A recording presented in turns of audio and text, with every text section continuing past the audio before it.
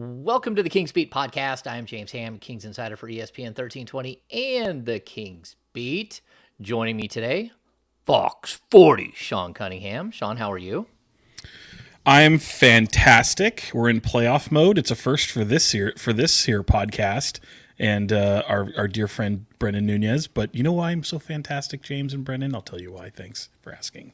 I'm so fantastic. Why, Sean? Are you so excited? Great question. Thank you for asking. It is beautiful outside. I know I get called a crusty bastard for hating all things rain and inclement weather and cold, but it is fan-freaking-tastic out there. Everyone go out and enjoy the weather while you're listening to this podcast. Hopefully you're like taking a nice walk somewhere.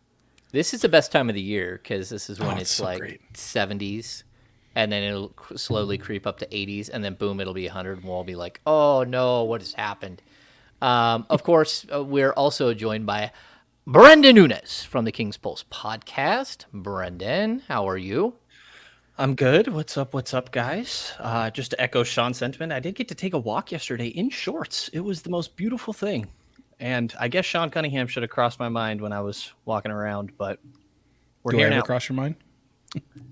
Only when I'm like sitting there It's a good song, debating by the if way. I should watch a movie or not. And never ends you up never do. happening. But Whether you're going to watch Life or not.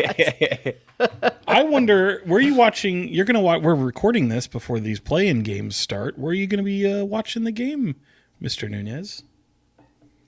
It's live. It's not live, so you can watching disclose. in my apartment was my plan. Oh, you are. Well, that's no fun. Where are you watching the game? Well, let's come up with a plan after this. Let's have a nice get together, shall we? Uh-oh. I am That sounds open like to the idea.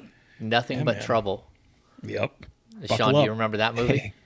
I do Nothing remember but Nothing But Trouble. Fantastic movie. I also remember Nothing to Lose, which is an even better movie. That's with Tim Robbins and Martin Lawrence, and right? Martin Lawrence. Yeah, Yeah. so Okay. good. Yeah. And the villain, by the way, some here pop culture not trivia. John C. McGinley was one of the robbers, and the other one was Giancarlo Esposito, who is the guy from Breaking Bad and Better Call Saul.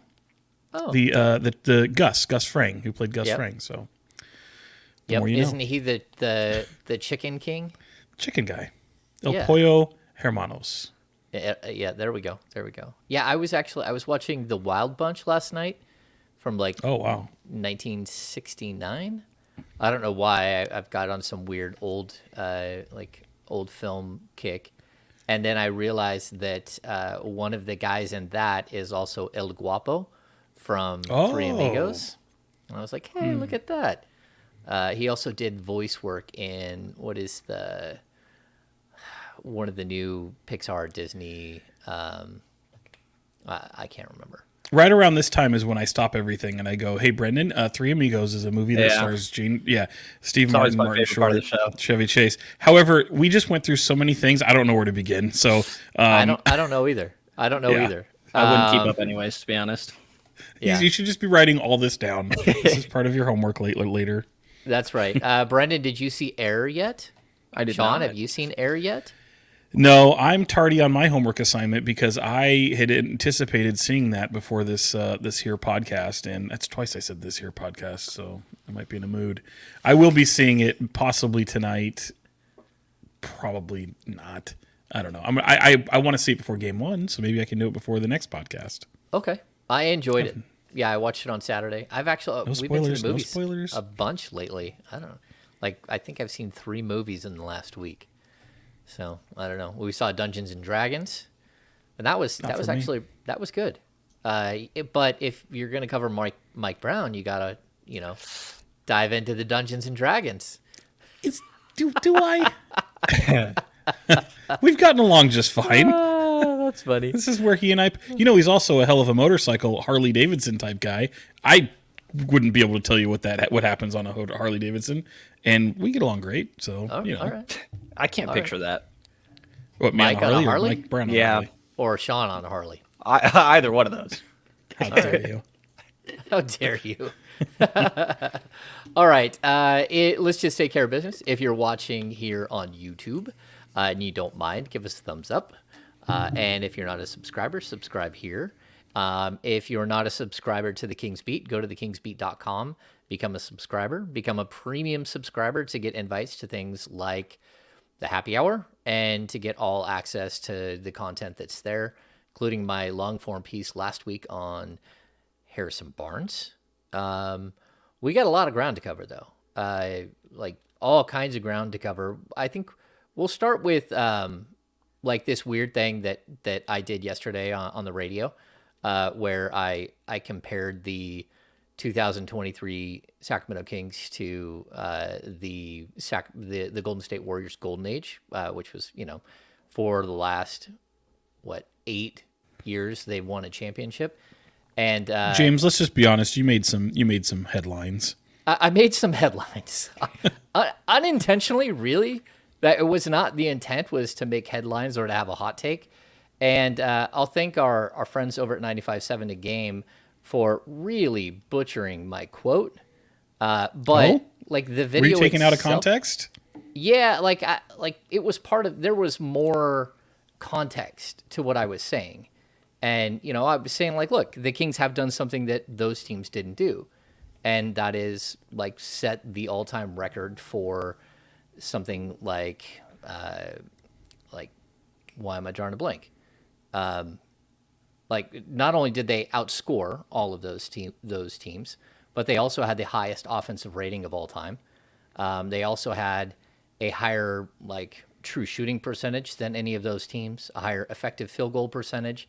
By like most metrics, the Kings offense was better than those offenses. Now, that doesn't mean that they're better than those teams, and it certainly doesn't mean that they are better than like this team would have gone into a matchup against Steph Curry, Klay Thompson, Draymond Green, Kevin Durant, and come out victorious. I'll even say this. I think that every single one of the Warriors championship teams and the one or two that they didn't win would have absolutely blown this team out, this Kings team, in the first round. Like it would have been a 4-0 or a 4-1, maybe a 4-2, but it wouldn't have been much of a competition. Saying all that, that doesn't change the fact that the Kings offense this year set the all-time record for, many offensive categories, including offensive rating. So, I'm not going to back down from the statement that I made, but at the same time, there was context to what I said, and I didn't think that the context was there, and then it gets aggregated, and next thing you know, Kyle Kuzma's out there tweeting about it, and whatever. You're just a shit stirrer, man. What are you doing? Just the biggest homer shit stirrer there is in Sacramento. No, absolutely not. I did not intend for that. I just I was taken aback by the way it was cut up. The quote was cut up, and I'll be honest. I said it I've been in their locker room during championship seasons. I've covered them most of the for 5 years. I covered them all the way through the playoffs because I worked for NBC. As soon as the King season would end, I would go straight to Warriors coverage. I worked right alongside Monty Poole the whole time. We traveled to Toronto, traveled to Portland, traveled all over the place covering that team. Standing in the Cavs locker room when they beat the Warriors at Oracle, and Jamie Foxx and Usher in there. I've covered that team. It's not like I've covered them on a daily basis during the regular season. And I have a huge amount of appreciation for that team. I think that they're one of the great dynasties the game has seen, especially in the modern age. And there was no disrespect heading towards the Warriors, just to say look, the Kings offensively can hang with just about anyone. Their offense was that good this year. Their 2-point field goal percentage was the highest 2-point field goal percentage of all time. There are things that the Kings did right this year, and defensively they're a train wreck, but that doesn't mean that they're just going to get wiped off the board by this Golden State Warriors team this year. So anyway, and then Brenden, you too found yourself in the middle of a Draymond Green discussion today. Apparently a little bit. What'd you do? I just tweeted out a portion of Draymond's pod from yesterday and transcribed a little bit of it where he's saying that because the Kings don't have, and I'm paraphrasing here, but because the Kings don't have playoff experience, that you want to try to pounce on that right away. You don't want to let them get hope. And the plan is to just try to really come out and emphasize that early on. And I was surprised by the amount of Warrior fans that are acting like he's giving away a game plan by saying he wants to win game 1 and 2. And he responded to somebody that was acting like he was giving away part of the game plan and told them something along the lines of that they have third grade basketball knowledge. So Yeah, that was nice. So yeah, but where do you fall into this? You didn't do anything. I just transcribed the quote and put the clip up on Twitter. And then Minute long clip of his pod. And then a bunch of people responded to Brenden. Yeah. Like a bunch of people responded to what was the quote that I put out there. Yeah. So, and then Draymond. Yeah. Yeah, I'm just looking at my mentions to make sure I didn't piss anyone off this week. I think we're good. So, I mean, like, there's still a lot of week to go. We just started this podcast, so I'm bound to piss some people off here. So, yeah, that's fun. Twitter doesn't exist, guys. Twitter is not going to exist in like a year from now, right? It's going to be gone. You keep saying that. I don't think it means what you think it means. I don't know. Okay. Brenden, that was a movie reference from The Princess Bride. It's fantastic. Yeah. So that's an 80s movie you have not seen. Heard of it, but I typically just smile and just, let you two go back and forth. Boys. Yeah. I've seen you in a press conference. I know you just smiling. Fair enough. All right, so let's get to the actual basketball discussion after I have to do my mea culpa about some weird thing on Twitter, which again I believe was taken out of context. I wrote on it, then I'm like, yeah, that's probably not good just to sit there and stoke the flames. But Sacramento Kings have a first round matchup against the Golden State Warriors beginning Saturday. It's at 5:30 at Golden One Center. If you want to go, you're going to have to sell either a kidney or one of your children. Or both.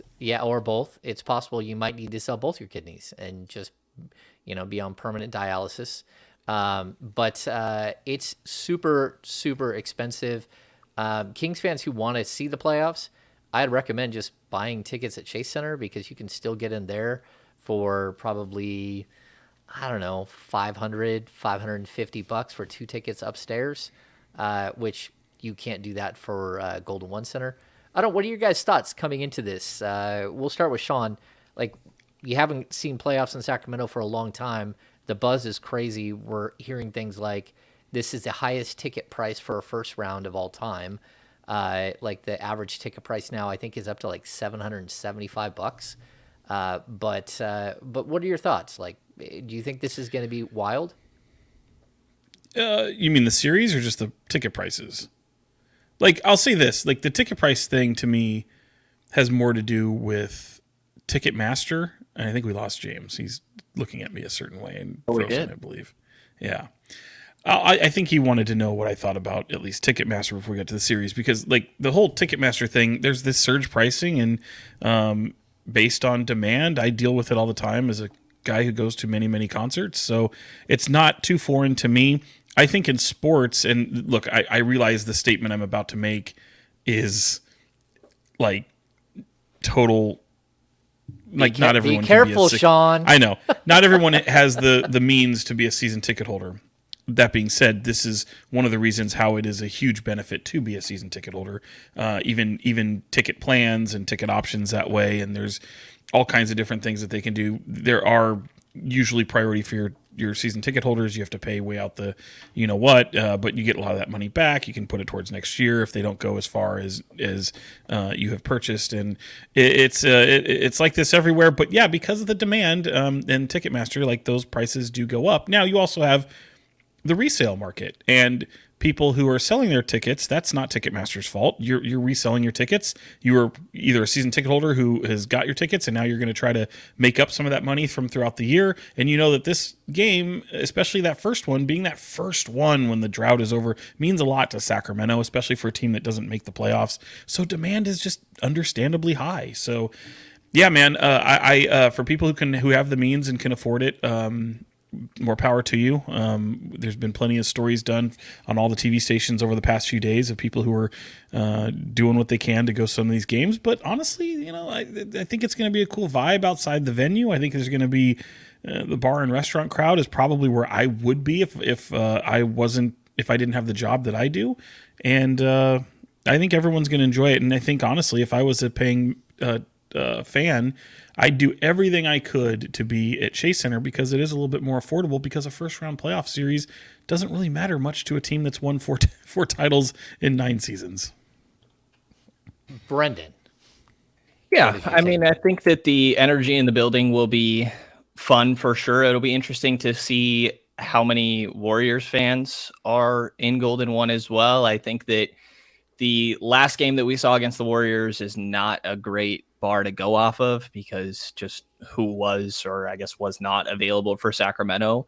And also, I think that's a big reason that momentum is going to be so important and runs in general in these games, because there's going to be a handful of fans for both sides at both buildings, I'd imagine. And it can seem like maybe there's more Warrior fans in the building if the Warriors are just taking care of business and Sacramento doesn't have any like on-court momentum, then the crowd's not going to make much noise to kind of back that up. So I think that momentum is going to be a very big thing throughout the course of these games. And a lot of that has to do with, in my mind, a little bit of a split crowd, but I'm happy for the fans, obviously, that have been around for 16 years, 15 or 17 years, 16 seasons. I think I got that right. And get to finally experience this. And I think that those ticket prices somewhat reflect that sort of desperation or desire to get to witness a series like this. And it's pretty fun in my mind that it's against the Warriors that are so close when it comes to just sort of geographically, even if they are defending champions. Yeah, I think it's going to be like really crazy that first game. Actually, the first 2 games I think are going to be just wild. I don't think there's going to be a lot of Warriors fans because I don't think Warriors fans, like we talked about it on the last pod. You think there's going to be a ton? Yes, there's going to be a good see. number. We'll see because I'm looking. I hope I'm wrong, but I expect that. Yeah. Yeah, but I'm looking at their tickets for like what was available for their seats down in San Francisco. It was way cheaper to go to games there, way cheaper, and there's still tickets available. Like you can still go on and buy tickets. I don't know that they're rushing up to Sacramento to see the first game of a first round series, even if it is. I don't think tickets were available. I was looking game 1. I do see some of like the handicap, limited seating, but everything. Yeah, everything that's up there was all resale from what I remember seeing. No, and that was yesterday. Yeah, I went on and there was all kinds of tickets available, and they weren't resale. They were straight up. They didn't have the tiered process where they put them all out in a different time. It was all right up front. So like there were tickets available. I don't know if there are tickets available now, but like I went on yesterday and it was straight up from like standard tickets. Like you could get 2 in like, I don't know, row like 6 or 8 upstairs for $190 plus fees, and the fees are outlandish. Like I don't know if you saw the expensive seats and the fees that Ticketmaster charges for higher end tickets is wild. Like I saw fees of like $2,400 for 2 tickets from just the Ticketmaster fees. It was crazy. Yeah, I don't know. We'll see. We'll see what the crowd is going to look like. I don't think it'll be as split as what we've seen in regular season games. But maybe I'm wrong. We'll have to wait and see because, I mean, those ticket prices are wild. But I was able to land 2 tickets for Game 5 on the pre-sale on Saturday for my son and my wife to go. And it was, like, outrageous. I mean, it was... Cost you a boat? It close to a boat. It was, like... almost $700 for 2 after fees for 2 tickets in row F of the second deck.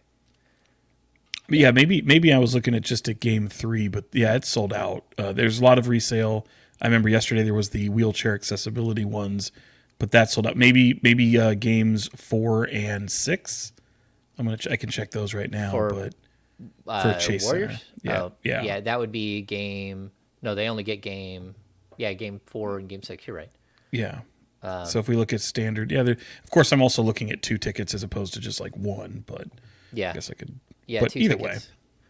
Yeah, so I think there is a possibility for Kings fans to still get in at Chase, and I expect there to be. I'll make this claim. I think there will be more Kings fans at Chase than there are Warriors fans at Golden One. Yeah, I'd probably be inclined to believe that. Yeah, I think there are a lot of people who have just been waiting and waiting for this moment, and good. I hope that that people enjoy themselves, and like I don't begrudge somebody if they've got season tickets and they decide they don't want to go and they want to sell their tickets because you can pay for like half of next season with this first game.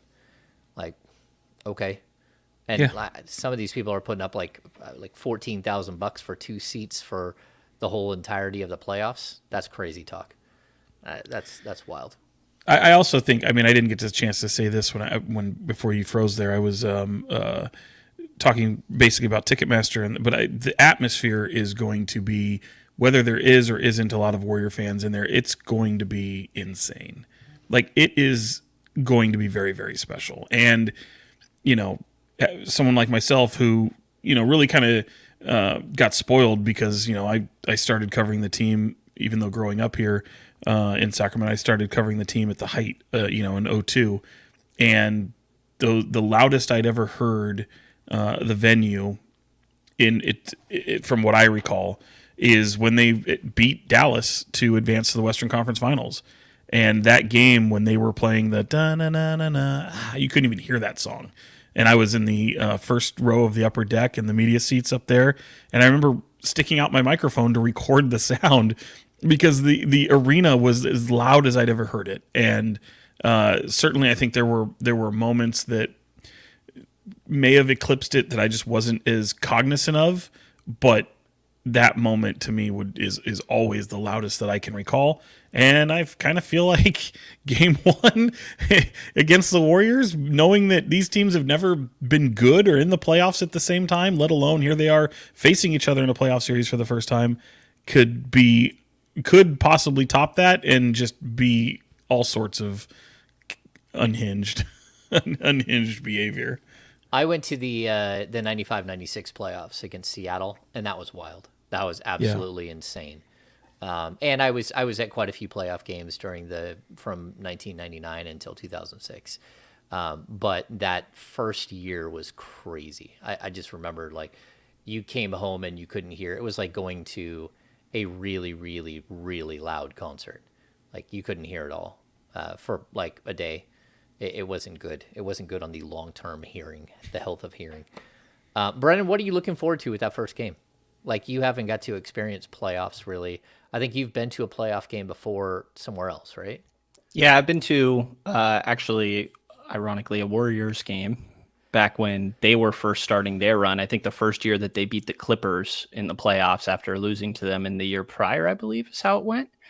I was at that game, and that was pretty fun. But yeah, this will be a new experience for me for sure. And I just hope that from Sacramento's perspective, they can take advantage of that environment. And we've seen games where they start slow.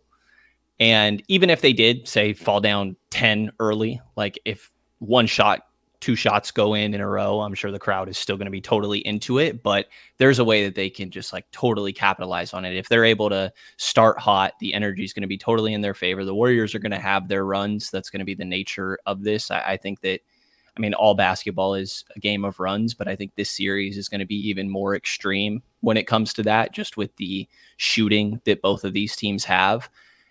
And Golden State being turnover prone, Sacramento having a pretty bad defense. So it'll be interesting to see. But the standout thing has to be postseason experience, right? Like, this is as extreme as it gets unless LeBron James was involved. And like the Kings combined playoff minutes of their entire roster is 4,283. Matthew Dellavedova accounts for 22% of that by himself, who probably won't be playing. Harrison Barnes accounts for 48% of that himself, just over 2,000. So again, Sacramento's combined number, 4,283. Steph Curry by himself, 4,977. Draymond Green by himself, 5,078. Iguodala by himself, 5,268.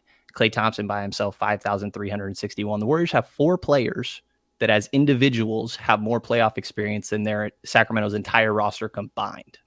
Yeah, the game breakdown too is wild. Like the Kings have, if you take out Dellavedova, who like look, he's out for the. I don't know if he's going to play again. He's this not season. coming back. Yeah, he's not coming back. He had finger surgery. If you take away his like 52 games, they have 133 total playoff games combined between their entire roster. And you could even look deeper into that. Like, I think it's Trey Lyles and Kessler and one other player. PJ Dozier? No, PJ Dozier has like 12 games of playoff experience. But there's like 3 guys who have played a combined like 10 games, but over in those 10 games, they only have like 36 total minutes, which is like these guys really don't have any experience. And so again, it's 133 games combined without Dellavedova, and Steph has 134 by himself. Klay Thompson and Draymond Green have 145, and Iguodala has 177.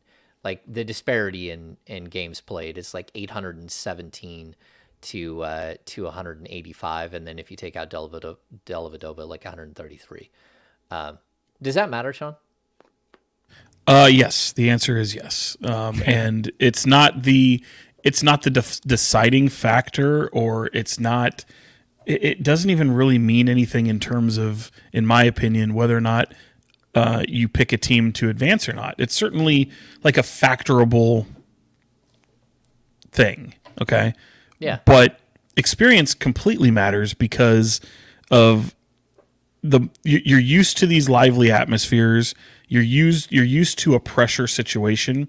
You're used to, when a team goes on a run, how to respond and not to pucker up, not to try to play hero basketball. I mean, there is nothing the Warriors have not seen as a collective group, for the most part, that will catch them off guard. And look, Mike Brown knows that. Mike Brown was a part of that. He knows them better than anybody, and it's a nice weapon to have in your arsenal, having Mike Brown on your side.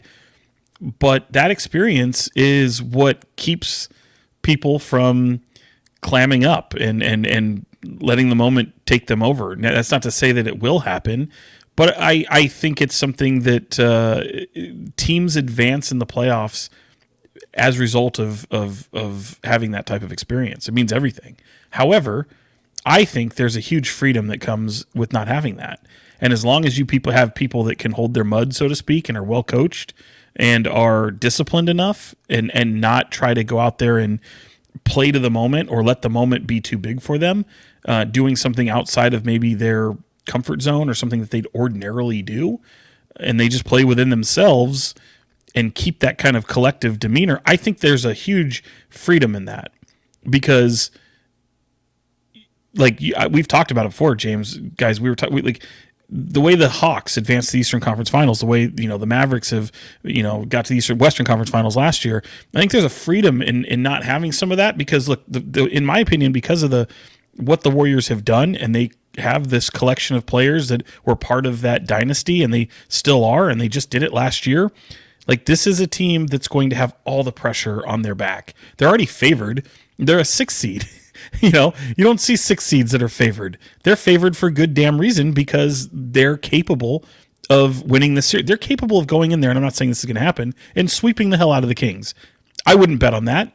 But I don't think anyone would be unbelievably shocked if that happened. Now, they're also capable of being exactly the Warrior team that we've seen all throughout this season, which is kind of a mess. And that's the one that I'd kind of lean a little bit more on. I don't think that the Warriors can just flip the switch and all of a sudden turn this into an identity that they're not. And it's like, oh, we were just waiting for the playoffs. Fortunately for them, for both teams really, there's no back-to-backs. And fortunately, you just have to game plan for one opponent, as opposed to here's our week ahead where we're playing 4 different people. This is where playoff basketball is so much different from the regular season, and this is where it gets fun. And if you have a team like the Kings, who are, I would say, I think they're a disciplined team. I think there's an attention to detail. They're obviously a mess defensively, but I think that they really do focus and don't do a lot of dumb shit as a basketball team. This isn't a team with low basketball IQ anymore. And by virtue of that and what they've been able to accomplish in this season, I don't think they're gimmicky. And I think they are for real. And I think this team is very much looking forward to the opportunity to go up against the defending champs. Sure, everyone is picking to beat them in this series and go out and prove that they're worthy of this number 3 seed. Yeah, Brendan, the Kings are, I think I read they're the biggest 6-3 underdog in NBA history. Like, what are your thoughts on that? Like, why do you think it is that everyone has picked, like most experts, I even saw someone listed all of the ESPN guys that went through and said what they think. I think one person, Bobby Marks, had the Kings winning the series. Everyone else, I'll say everyone else had the Warriors in 6 or 7, from what I could tell. There might have been like a Warriors in 5, but 6 or 7. And I thought that was interesting as well. Yeah, I mean, the playoff experience is definitely factoring in there. We went through those numbers a little bit, but even just 4 of Sacramento's, what I'd assume is top 8 of their rotation, have never experienced this at all, with De'Aaron, Keegan, Davion, and what is the other one I'm forgetting here? And Malik. Yeah. None of those guys have experienced it at all. So I think that plays a factor. But I think the biggest one really is the defense. Like, the Kings are 24th in defensive rating is where they're ending the year.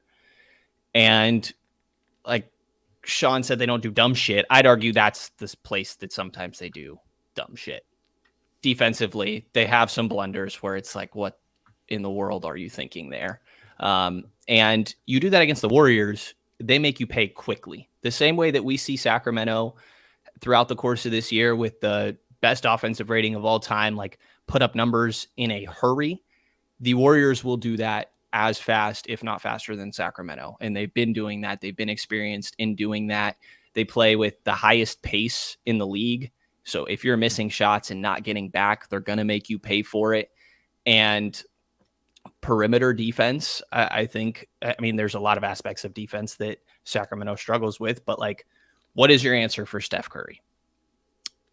No clue. And nobody really has an answer for Steph Curry, right? He's going to get... No, there is no answer for Steph Curry. No, there's not. There's no there's answer. not.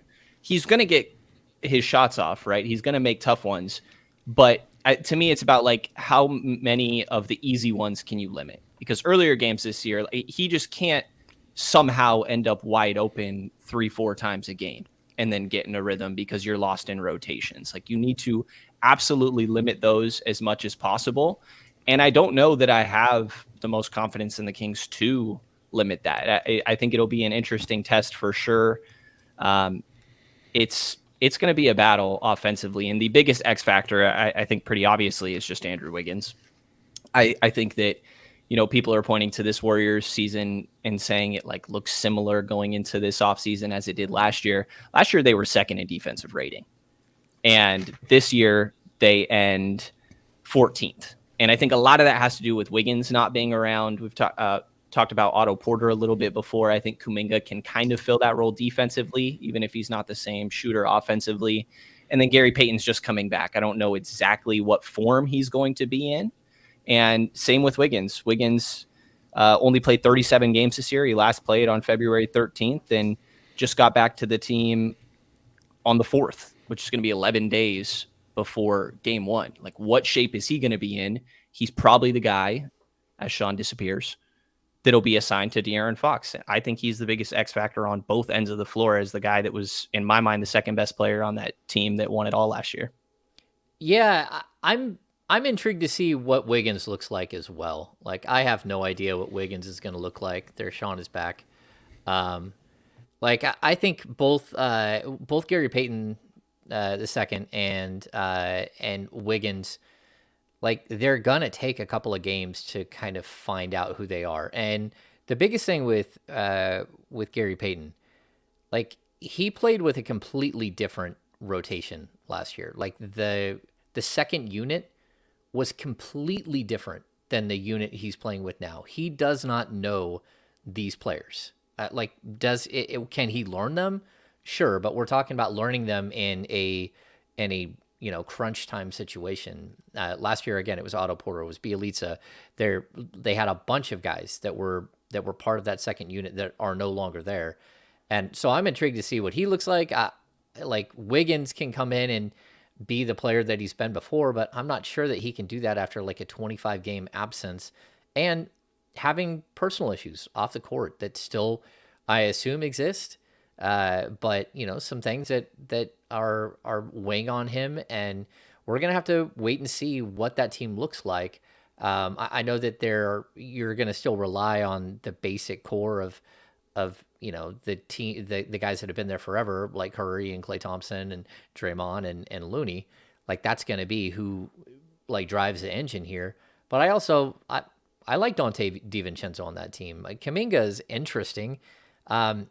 I think the one big factor that I would point to that I think plays in the Kings' favor is that for all of the teams around the league that the Kings have struggled with, it's usually the teams that have this crazy length and athleticism. The Minnesotas, the Pelicans, go down the list. The Los Angeles Clippers, when they have a full squad, that length is what Sacramento struggle with. And the Warriors don't really have that. And so I'm intrigued to see how they match up offensively, defensively, going back and forth. Like clearly the Kings are a bad defensive team and they're going to have to figure out something. Sean, what is Brenden brought up the X factor he thought was Wiggins. What is your X factor in the series? I haven't answered that yet. I can throw one out there just for the sake of conversation, but I really don't know what that is. Part of that is because this Warriors team and this Kings team are so different, in my opinion, from when they faced each other 3 times in the first 12 games of the season. I remember earlier in the year when we were talking about Kings Warriors matchups, and I've kind of made the observation in recent years that it's like Steph Curry isn't ever really the one that kills the Kings. This year he did. Like this year it's I mean, what was it? 33 points, 47 points, and 27 points. The 27-point game was the one in Sac that the Warriors lost. Obviously, the Warriors won the 2 home games, and those were the ones that were the first 2. And the thing that it even kind of crept into my mind watching a team where the Warriors were playing everybody in the final game of the season, and the Kings barely played anybody. But there was a characteristic that still kind of stands out to me, which is the Warriors, especially after covering them so many times in playoff series, and you're really nitpicking because they are such a dominant team. But even last year, they ran into a buzzsaw and were able to overcome it with really Memphis and Dallas on their en route to the championship. Something that they do, they give up leads like they're nothing. Like a 20-point lead can evaporate very quickly. With this Warriors team. Another thing that just strikes me, and they'll turn the ball over a lot, but especially if you go and look at this last Kings game, the Kings weren't able to capitalize. They weren't able to get any points off of the turnovers that they created, and that's a testament to the way that Golden State team defends, even when they're not playing their best. I think that was a little bit of a peak. Granted, there was no one playing for the Kings in terms of your core people, but what it did show was that how much you really rely on Domantas Sabonis to get your offense in gear and going. And without him, and yes, I know Fox was out, and I know Malik was out, he's a playmaker for this team, and you're relying on the likes of PJ Dozier to be a playmaker at times, and Davion Mitchell was out. So it's like you're looking at, or Davion Mitchell played late out after that, but just really, really difficult to get the ball rolling. And that team really put some clamps on the Kings offense. That happened at certain times during those first 3 games when they were all together. But I if you're asking X factor, to me, it's the Kings have to be able to capitalize off of Warriors' mistakes. And the Warriors are really a team that when they make a mistake, they make up for it very, very quickly. They can let you back in a game. They don't really put you away. But that to me is something that I think is going to be such a factor in this series. I don't know if it's a singular person. I haven't answered that question yet. I've said for all year how much I feel Malik Monk is so crucial to the success of this team. But I don't think that the Warriors have an answer for Sabonis. I think that's kind of proven out. And hopefully he's right. I don't know that they have an answer, even if they try to adjust. And I think there might have been a team earlier this year that went small and threw a lot of things and frustrated him in recent weeks. That could be a possibility that we see. But Kevin Looney Kevon Looney was incredible last year defensively in the playoffs. He's played all 82 games like Harrison Barnes has with the Kings. I wonder if we're going to see a Kevon Looney that was very similar to the role that he played last year in the playoffs for Golden State. To piggyback real quick off one of Sean's points there about like the 4 games these teams have played and how tough the context is when you try to go back and look at those just like as a point of reference. The first game, Casey Okpala was starting for the Kings, I think. And in the first quarter, I got to watch the first 2 back. I haven't gotten to the other 2 yet. First quarter, Rashawn Holmes and James Wiseman check into the game. It's like, okay, what's going on here? There's not much to go off of with that one. Yep. The second game, De'Aaron Fox is wearing Converse and Malik Monk has a Band-Aid on his face, just to give you some point of reference for how long ago that was. It's a Band-Aid on his face. Well, you need to point out that De'Aaron has been wearing Curry shoes. Yeah, you think that's that'll stick? He's got to just... I don't know. I'll say it became an issue. I was talking to Doug Christie before the final game here at home against the Spurs. Was it Spurs? I'm forgetting. No, against the Warriors. Idiot. Yeah. It was against the Warriors. And Doug was sharing the story about him wearing Luka Doncic shoes and how Domas didn't want him to wear those when they were in Dallas. So there might be some gamesmanship going on there. Yeah, but the last thing you want to do is for De'Aaron Fox to miss time because he switched shoes again, like he did early in the season when he started getting sore feet. That's the last thing I think you want to see. Which may or may not have played a factor. May or may not have played a factor, yes. I'm going to say this. If I'm looking at... I know this sounds really, really simple, but in the playoffs when you cut down to like a 7 or 8 man rotation, I think that Domantas Sabonis staying out of foul trouble is like paramount. Like if he gets in foul trouble, like just most games you're going to count as a loss. And he led the league in fouls. Draymond Green is going to try to get under his skin. He's going to flop. He's going to do things to try to stop you. And then Looney is just the exact type of player that Domas usually struggles against. The big, strong guy that won't let you push him around. And so I think we're going to see like a really epic battle down there. If the officials let them play, then I think that the Kings have a shot. If Domas is sitting on the sidelines because he's got 3 fouls in the early second quarter, it's going to be a long series for the Kings. And, they fix some of the things that they do when Domas is off the court, but not all of them. And you have to have him out there, especially as a rebounder. And then the other thing I'm going to point out is that I don't like a lot of their matchups as far as like how do you like I think you can defend Klay Thompson if you just put a guy on him and don't let him go anywhere, right? But they don't do that. No one does, and then he burns you, right? Right. So if you just like put a guy on Klay, that's a problem, right? But I don't think anyone can stay with Steph, and I certainly don't think that Davion Mitchell can. That's the wrong type of guy. I actually like the Davion Mitchell versus Poole matchup. I think that that's a pretty solid matchup for the Kings. There will be a game or two where he goes nuts, but there will also be games where he gets under Poole's skin and is effective. But he's not good chasing a player like Steph, in my opinion. Like he's a good man-on defender when the guy in front of him has the ball. He's not a great he's not a great individual defender when he's got to chase somebody through screens and over and under and all over the place. He gets lost in some of that. And so I think it's really going to come down to, does De'Aaron Fox step up? Does he become the defender that he can be? Does he play it out? Does he figure out how to at least pester Steph while staying out of foul trouble as well? And so I know it sounds really lame that I'm going to go with like the Kings' 2 best players have to play better, but it's very specific, right? It's like one guy's got to play defense, the other guy has to avoid foul trouble, and those are huge X factors for me if I'm like looking at the Kings' chances. Let me ask you guys this. I think I know the answer with Sabonis. I feel like Domas, just do what you do. You make everyone better. You can be a little more selfish. I don't think you really even have to step up defensively because I just don't think the people that you would guard will be that much of an issue. It's more of a team defense and rebounding for sure.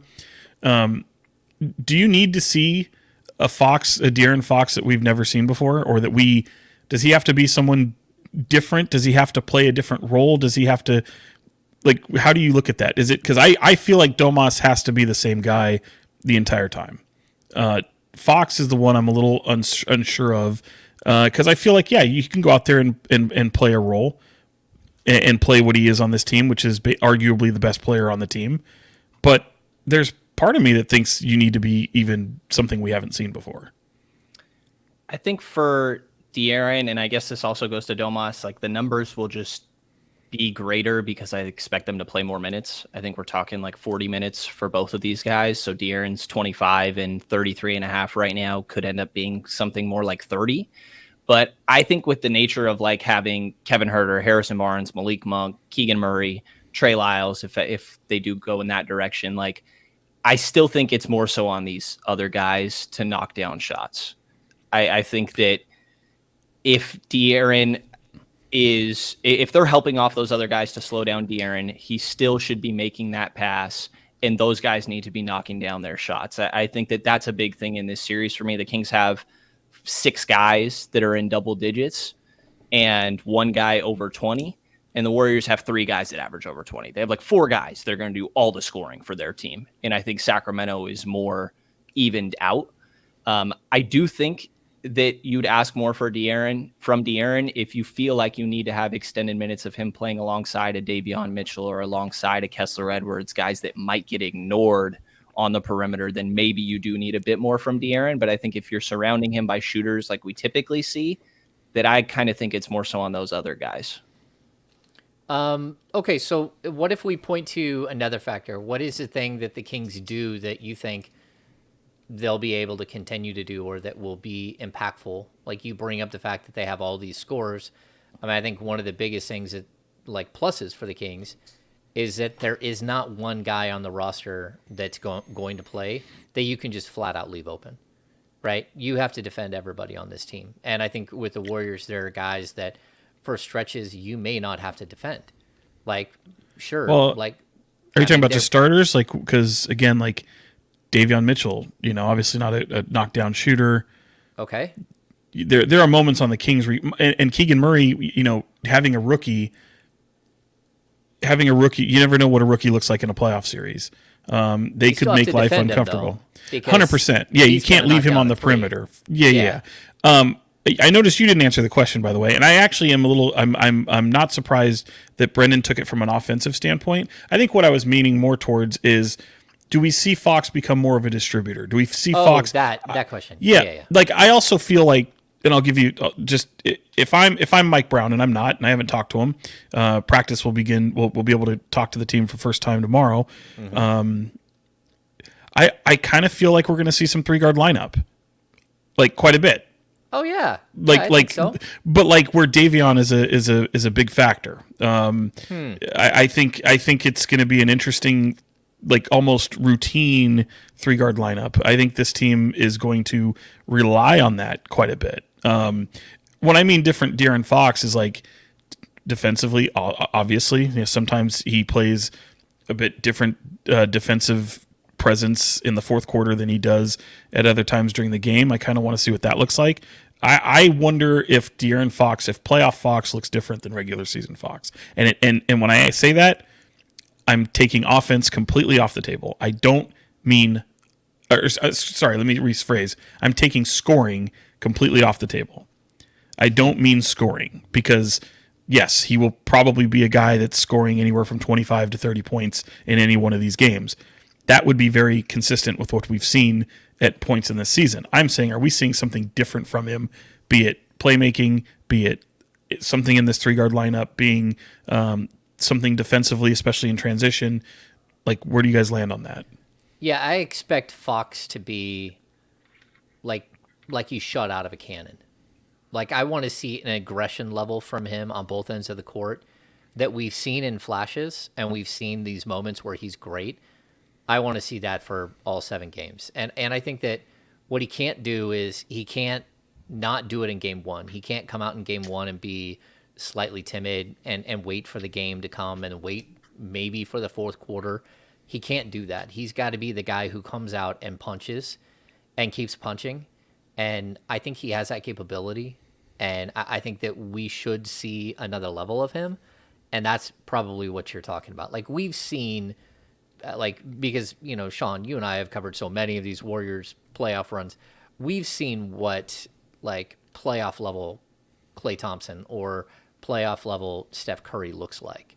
Like, there's no question what those guys look. They're so incredibly good. We've also seen, Klay be able to translate that into, that wild 37 point third quarter, right? So there are moments where you see these guys do that stuff in the regular season, but we've seen so much of their playoffs that I think those guys don't always do that every single game. They're really, really great all the time, but there's another level to their greatness once you get to the playoffs. And I was really surprised too.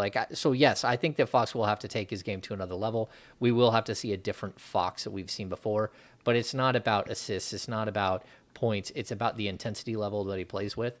And I think that that's there. But I was also, I was going to bring up, I'm really impressed just how good some of the Warriors players have been this year that you almost forgot about. Like Klay Thompson had an incredible season. I think it's something that he was so banged up last year coming off the 2 years missed and all the injuries, an Achilles and an ACL tear. And then to see what he looks like Klay every other year. And I think people may have got used to what they saw last year and thought that was going to be the new Klay Thompson and that's what he's going to look like after injuries. Man, this dude hit 300 threes and he averaged almost 22 points a game. He was incredible. And if the Kings don't take him, if they don't focus on him and try to take him away, they're going to get beat. If they don't try to slow down Steph Curry and just say, oh, we'll stop everybody else, that's not going to work. This is going to be an interesting series for me. Klay has a really big discrepancy in their wins and losses. In their wins, it's 24.8 points on 48% from the field, 45% from three. In their losses, it's 18 points on 37% from the field and 35% from three. When he scores over 25, they're 17-6. When he scores 15 or less, they're 4-14. And I'd expect Klay to have good nights. What's his road and home split? Because I'm going to tell you, I bet you that has a lot to do with what those numbers. I will find that here for you. While you're searching for that, I will say this: there's a lot that for two teams that we've covered pretty extensively, at different parts of the past 10 years. I mean, obviously, the joke is, the Kings season ends, I end up hopping on the Warriors train and riding that out for as long as it goes. There's only really two things that I'm absolutely convinced of: is that this is going to be the most entertaining series of the first round, possibly the playoffs. Although I don't necessarily believe that part. I think it's going to be the most exciting matchup of the first round. And I think we're in for a long one. I can't see this being done in under 6 games. I think it's either 6 or 7. I will say this, guys, just because I still haven't even said, and I still don't even think I've landed on who I like in this series, because I'm leaning more towards Warriors. I know that's shocking, but I feel like if this goes 7 games, and even though Sacramento, that game would be played on the home court, I don't like the Kings' chances in 7 games. So I'm hoping from a Kings fan standpoint that if they're going to see success in this series, they have to take advantage early on and not let this go 7, because we talked about playoff experience. That's when the experience really kicks in, and that's where the pressure shifts. That's shifts, where the pressure, 100%. Yeah, yep. And that's what I would say, Sean, is that how many times did the Warriors go down 3-1? They've been, and like you said it early, they have literally been in almost every situation possible. They know, and there will be a game where maybe the Kings jump all over them early, and they'll be like, all right, we're good.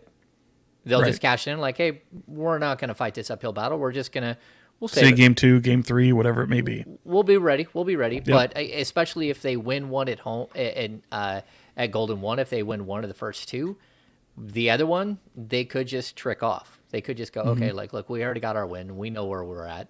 And, the playoffs started. We got to win on the road. And, even though they're a horrible road team, I don't know. This is the Golden State Warriors. I mean, realistically. Brenden? Yeah, I don't know if there's much to me about the road stuff when it comes to postseason anymore. I kind of... it was hard to differentiate exactly what was going on there anyways, to be honest. When it comes to Clay's home and road numbers, as you asked for, home 24.4 points, 44% from the field, 42% from three. And that number drops about 5 points to 19.2 on the road, 42% from the field and 39% from three. So percentage is about the same, but about 5 points less. And his offensive and defensive ratings. Do you see that? I can right here. Offensive rating 117.3 at home, 113.4 on the road. Defensively at home 108 and on the road 117.8. And to backtrack really quick, to De'Aaron's defense, I think when it comes to Steph, it's with how much off-ball movement there is, you're forced to switch a lot against the Warriors. And it's going to leave some tough matchups with Steph. Like he's going to try to take advantage of a Kevin Huerter, a Malik Monk, a Keegan Murray at times. And sometimes those guys are just going to have to be able to hold their own. And I think that's part of the reason I agree with Sean that we'll see a lot of 3-guard lineups, maybe 4-guard lineups. At the end of that game 2 that these teams played, Sacramento was rolling with Fox, Malik, Davion, TD, and Mezzi to close out the game. Like we've seen them go with a lot of guards against this team. I think so you can switch pretty seamlessly and be able to get through and around screens. But I think that defensively for De'Aaron, it's going to be about getting in passing lanes. I think a lot of the Golden State turnovers aren't somebody over dribbling. It's maybe going for a little bit too bullish of a pass. And De'Aaron's a guy that should be able to get in those passing lanes and take advantage of that. But of course, it's a fine line where you're not caught out of position if you don't get there. Yeah, and I'll point out too, I saw the Warriors a couple of times go super small. So they go Curry, Clay, Dante DiVincenzo, Gary Payton II, and Draymond. And they go small. And to be honest, I don't think the Kings should go small. I think the Kings should they go 3-guard sets? Sure, that's fine. But I think the Kings, Sabonis is going to be on the floor as much as Sabonis can be on the floor. That is the one player that you have that I think is going to be really, really difficult for them to slow down. And I think the same with De'Aaron. Like De'Aaron's going to be really tough for them to slow down because for as much as we talk about how Steph Curry can just kill you, so can De'Aaron, especially with his efficiency. Like the fact that he shoots over 50% from the field, the fact that, his ability to get to the basket, they don't have a natural shot blocker. The Warriors have a way of basically hanging tough with you without having a shot block, without having a natural rim protector. And that's what at least they did last season. I don't know if it's the same. They just haven't been as good defensively this year. But last season, it was like they were one of the worst teams in the league in block shots. Somehow they finished league second in rebounding, and they didn't have like Steph Curry was like their third leading rebounder, and they didn't have anyone that was over 7.2 rebounds per game. They do everything as a collective, and I think that's the thing that the Kings are going to learn very quickly. Like they're going to beat you in different ways than you're used to being beat, which is like Dante DiVincenzo can lead them in rebounding for the whole series. And you've just got to put a body on somebody. You got to know that that's what their tendency is, and you got to play it out. And whether the Kings do that or not is probably going to what separates this series. Play pretty similar basketball. A lot of what Sacramento does. Well, I mean, there's a difference between having Steph Curry versus having De'Aaron Fox. I think that's like the big standout difference to me when it comes to just stylistically what you're watching. But like Draymond and Sabonis are used pretty similarly. And it's a lot of running your offense through a big and then a lot of player and ball movement from there. Like I think that it's going to be an extremely entertaining series. And there's going to be a game where each side just wins it because they hit a stupid amount of threes. I think each team is going to have one of those games, but it's going to be extremely entertaining. I think we're in for a shootout, and you just can't be horrible on defense if you're Sacramento. Which two players I'm most curious about. One from the Warriors, one from the Kings. The one from the Warriors is Jordan Poole, because we've seen what it looks like when he's on, and then you see what he looked like for the greater part of that postseason last year, and it was really kind of a mess. He hasn't had what I would call a great season by any means. And I wonder what that looks like, particularly in this series where he could be asked to play quite a scoring role. So that's for the Warriors. And for the Kings, in my mind, it took me some more time to think about this. I don't even know that I'm all that convinced of it, but I'm really wondering what kind of Kevin Huerter the Kings get. Because, look, Malik Monk, he's a streaky shooter. He either has a good game or he doesn't have a good game. He's a little bit of Jekyll and Hyde at times. And Keegan Murray is a rookie in the postseason. You can't trust a rookie in the postseason. But Kevin Huerter has been there, done that. He's got the experience. He's played in a Eastern Conference Finals. And I'm expecting him, if I'm the Kings, to see him rise to the occasion. I think he has to be a force. I'm going to ask you this. Do you guys think that there's going to be, like, we've seen it so many times, like the one-on-one thing where the Warriors are able to isolate Domantas Sabonis again and again and again. Or, I think what we've seen them do is, like, isolate Luka Doncic, right? Do you think that they'll be able to do that against the Kings? No. I don't think they can do it against someone like Domas, for example. I think Domas is I don't think they want anything to do with him. I think they're already chalking that matchup up to a loss. I don't know that they can count on Looney to be that type of him between Draymond Green and Looney to be that disruptive. I think they already know that Domas is going to be a problem. I think that's a tough matchup for them. But on the defensive side, that's what I mean. Do you think that they're going to try to isolate him? No, I don't think he's that. I don't think that's honestly where the biggest defensive hole is on the team. I think just outside shooting, perimeter defense. That's what's going to really hurt the Kings. And the threes have to be falling. And if they can get in the paint, and granted, I think they're going to capitalize more so when Domantas Sabonis is off the floor than on.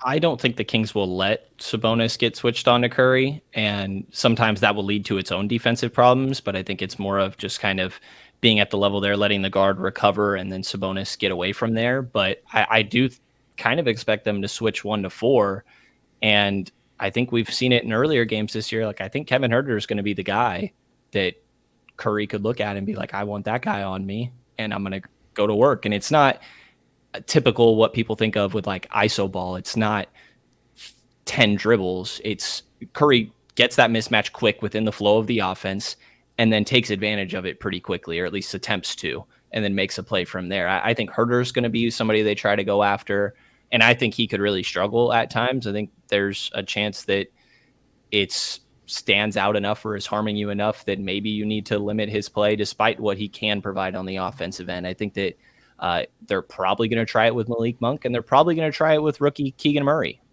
I totally think that we're going to see that.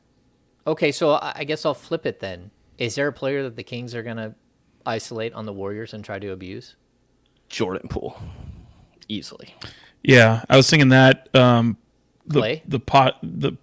No, because I don't think no one wants to go up against Clay. Even him not being defensively what he was, I think he's still Klay Thompson, and that's I think Jordan Poole's the guy to really attack, and I think they'd really love to get Draymond Green in foul trouble. You want to frustrate him as much as possible. So him not being on the floor will be great for Sacramento, especially with the way they score the ball. And honestly, like, this is like the worst matchup of all the Western Conference teams, in my opinion, in terms of the way the Kings play offensively, because this is a team that can literally go shot for shot with you and run about as fast, if not maybe not as fast, not faster, but they can run just about as fast as you can. And if you want to play that track meet kind of game, they're game. They're ready. They got a headband on. I agree with that. And I think we've seen it, like, they are so incredibly quick for an aging team. Like, that they get up and down the court. They're just so smart. The ball doesn't touch the ground all that much. It's just one body to one body to one body in a basket.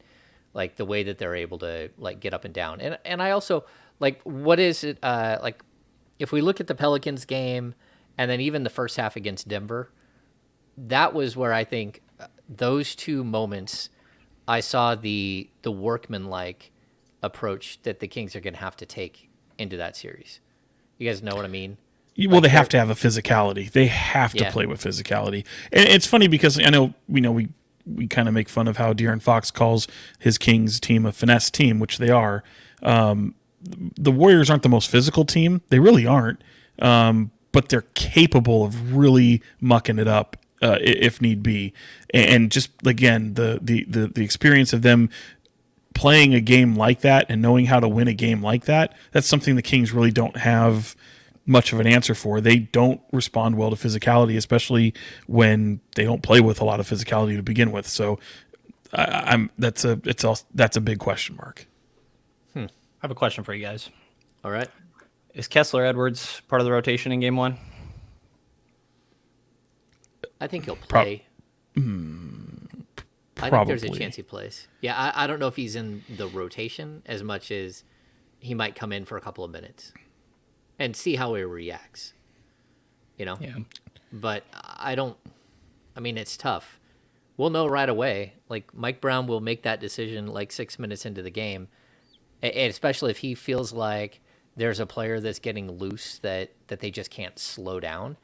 But that player, for me, kind of, with this team, I don't know that Kessler is going to be a great matchup against Steph Curry. I think he's going to hit him with like the in and out dribbles and the hesitations and stuff and get Kessler in foul trouble. It's Wiggins that I think that he could be really impactful against, and I'm not sure that Wiggins is going to be Wiggins early in the series or in the series at all. Yeah. Like I don't know that like, where does he fit? How does he fit?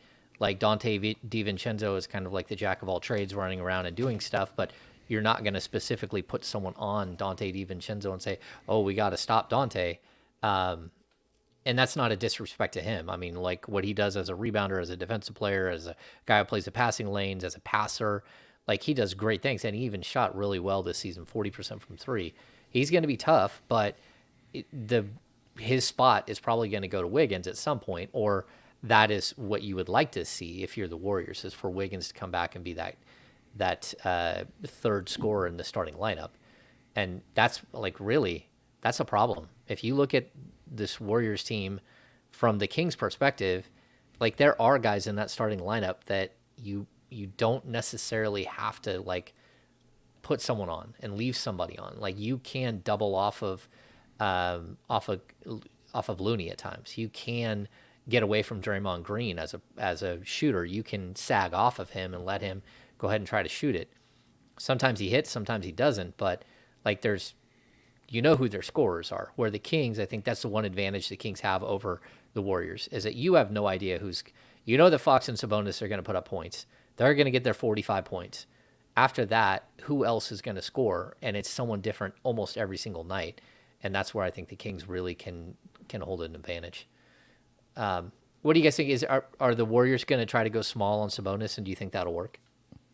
What is going small? Does Draymond count? Yeah, he counts, but he's their center oftentimes, so he counts. I don't think that think works fine for the Warriors. I think Draymond's a center. Like, Right. I also like people were asking, do you think Gary Payton will play him? Oh, And they'll Gary try Payton's to playing. pester him. play You think against that'll Domas? be, against Domas? Do you think That's a joke. That's a joke. There's no chance. Yeah, Gary Payton's not guarding Domas at all, but he's playing. Gary Payton's playing that game. He's going to be in the game. Yeah. That's why they got him. Yeah. I watched him play a couple of times this week. He doesn't look like he's like in like mid-season form at all. Like, he doesn't look like the impactful player that we saw last year, and it's because he's coming off an abdominal injury, and I don't even know if he's 100%. So when he's good, he's really good. Yeah. So yeah, he's a problem. All right. We should get to the business of basketball. I don't want to ask like your picks. Like, Save that for Thursday. yeah, I'd say that for Thursday, and I don't even know if that, like, because I don't know what's going to happen in the series. Like, I think that's the biggest thing. This Kings team has shocked me all season at different points where you're like, didn't see that coming, So I'm not just going to say, hey, this is a Warriors team that's going to just come in and run them over. But what do you expect, like that first game? I guess let's start there. Do you think the Kings will be overwhelmed, or do you think they'll come out and be the team that we saw again against New Orleans, or the team we saw in the first half against Denver? I think even if they are overwhelmed, that they'd be able, like from the jump, that they'd still be able to get back in the game. I think that offensively, like this team just goes on runs. And I think that's the nature of it, especially with how much Golden State turns the ball over. I think they're 29th in turnover percentage, 30th in turnovers per game. Like Sacramento can totally take advantage of that if Golden State has a couple possessions in a row and you're able to hit shots on the other end in a way that we've seen this team be able to do. You know, like you mentioned, De'Aaron and Domas are going to get their 45-50, but like you see stretches where Keegan Murray hits 3 threes in 5 minutes, or Malik can do that, or Kevin can do that. I mean, Trey Lyles can do that sometimes if he's a part of the rotation. So I think that even if Sacramento looks overwhelmed at first, that they'll be in a spot where they at least have a chance in this game. Sean? Yeah, I mean, I definitely think they'll have a chance in the game. I think that this is going to be. They're super fortunate that they're opening this series at home. I think that's really going to be a kind of a statement made, and I think they'll be able to take advantage of it. I'm sure the Warriors are licking their chops at being able to kind of spoil the party. But I do feel like they're going to come out and execute the right way. We've seen this team, what they look like with days to prepare for an opponent. We've seen what they've looked like in playing teams in back-to-backs. And when they have those quote-unquote playoff moments in the regular season, typically they come out shining pretty good. So that's what I would expect. To me, it's as the series goes on. Let's say the Kings, I'll use the 06 series as an example, guys. Like, again, you go back and look at the Kings and Spurs in 06, and I know those are way different teams, but the Spurs had won 60 games plus, the Kings barely get in. They go 0-2 on their home floor, or in San Antonio, I should say. They lose our test in game 2 for suspension. They come back in Sacramento, and they tie the series. They go 2-2. If you go back and look at box scores, and we've said this over the past few podcasts about that series, it's like it doesn't tell the whole story, because these outside of game 1, this and really the final game, it was pretty closely contested series. They had San Antonio kind of shook. That's not going to be the case with the Warriors. I feel like the Warriors could go 0-2 back to their place and feel just as confident as they do stepping into Game 3 at an 0-2 deficit as they would stepping into Golden One Center at Game 1. So I'm curious to see how the Kings deal with confidence. Is there an overconfidence? Do they let their foot off the gas at any point? Do they get a 2-game lead series? But getting it really back to game 1, I think they take advantage of the moment. I really do. I don't think they're going to lose that game. I think game 2 is the one that has a little bit more of a question mark for me, especially given what could be a 2 or 3 day or possibly a 3-day, possibly 4-day layoff, depending on when game 2 is played. I think it'll be played Tuesday, though. So that does give a few days until game 2. But how are the adjustments? Like, what do the Warriors do for adjustments? What do the Kings do for adjustments? How do they play with a lead? But I do kind of feel that the Warriors are going to steal one. Okay.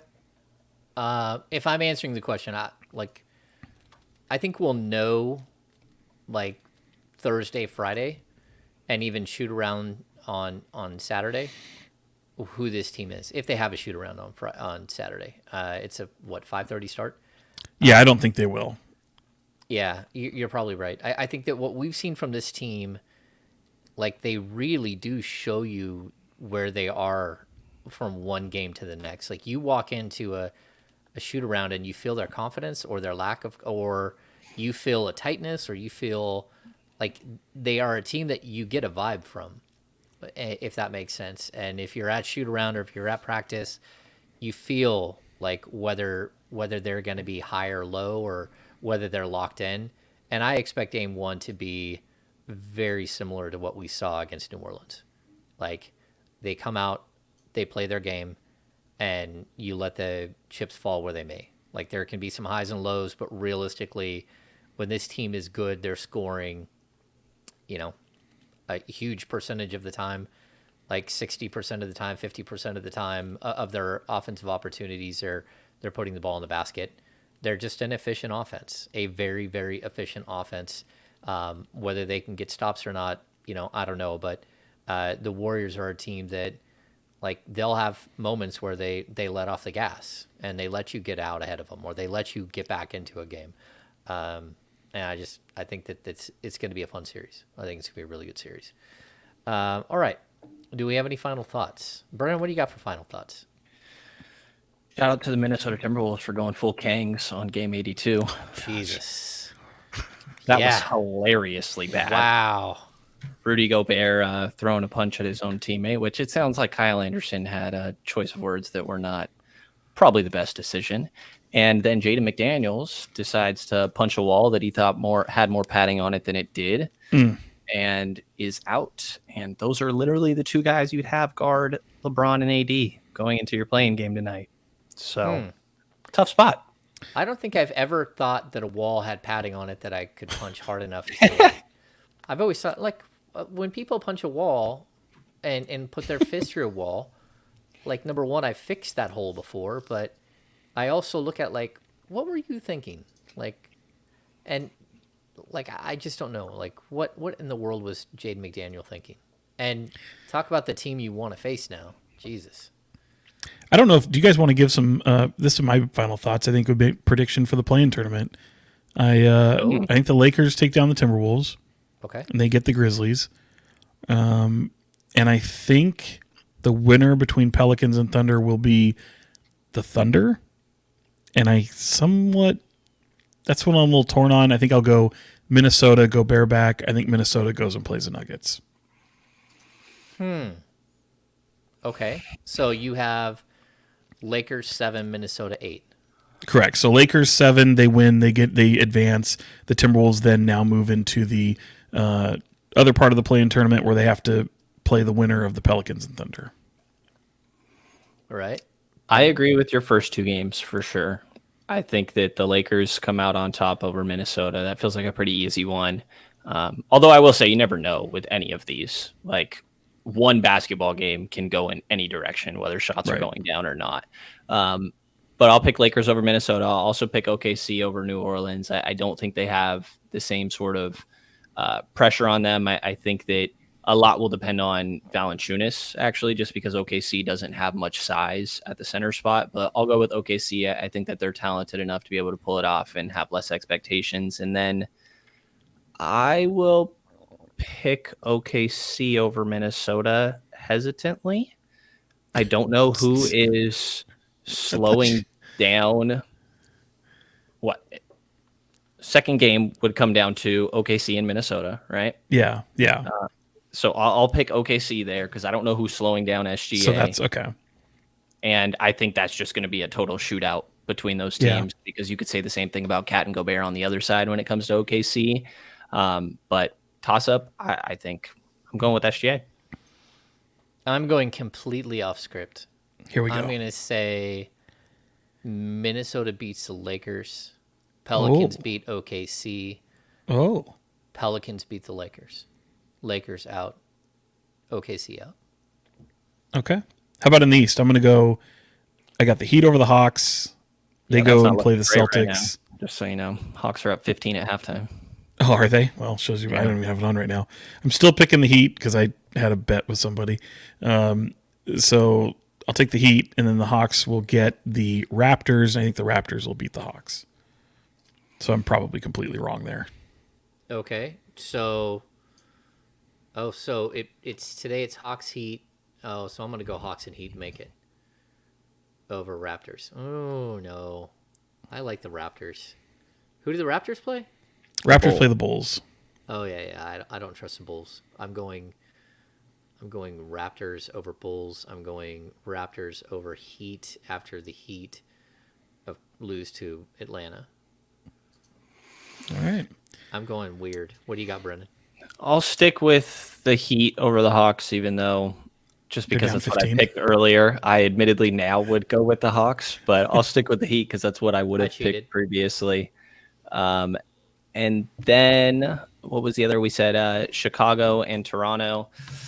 I'm going to go with Chicago because of the shot making. I think Levine and DeRozan can carry you to a win in one game.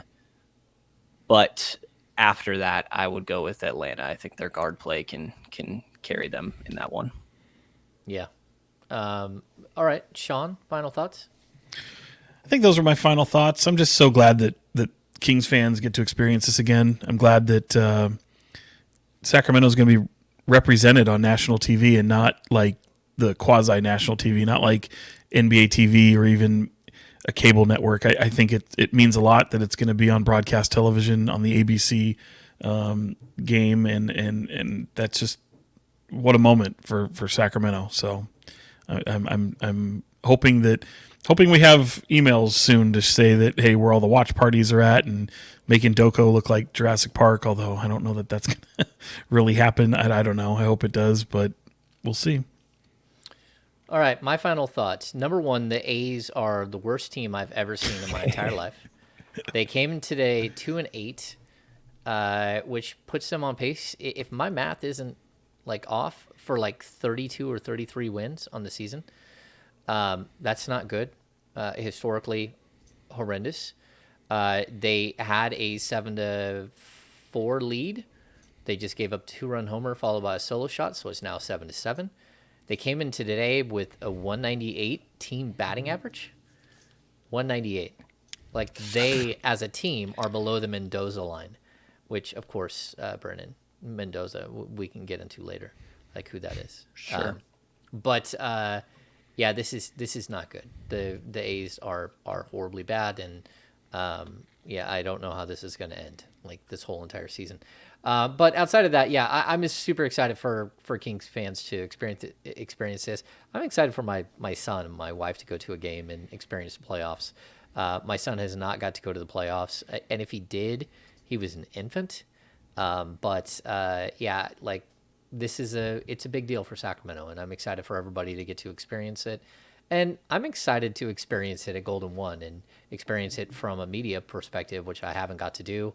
I'm excited to see Brenden experience and Frankie Carcelli and Matt George and a lot of these guys experience this that haven't got to be part of this ever, or or at least in the time that they've covered the team. I think it should be a good time. I think this is going to be a really, really interesting series. And the other thing is, like, if you thought I was disrespecting the Warriors, I wasn't disrespecting the Warriors. Oh, here we go. Again, nothing but, like, I've always been impressed by them, and I compare them to a lot of other teams, and I think that they've been great. They've been great to watch all the way through these last 8 years. It's been a privilege to get to cover them, and just because I say that their offensive rating was lower than the Kings, it was. I mean, so it is what it is. All right, that's going to do it for this edition of the Kings Beat podcast. If you're still watching and you don't mind, give us a thumbs up. Give us a rating and review. Subscribe to the Kings Beat. Jump on board with the premium subscription to the Kings Beat. We're growing like crazy as playoff season's coming. It's been a lot of fun. We'll have a happy hour soon. We're going to try to fit it in either in the middle of the playoffs here or right as the playoffs end, whenever that might be. But if it looks like the Kings are going to make some wild run and we'll be going at it for a while, we'll try to fit one in soon. So for Fox 40, Sean Cunningham, and Brenden Nunes from the Kings Pulse podcast, I am James Ham, Kings Insider for ESPN 1320 and the Kings Beat. See you later this week.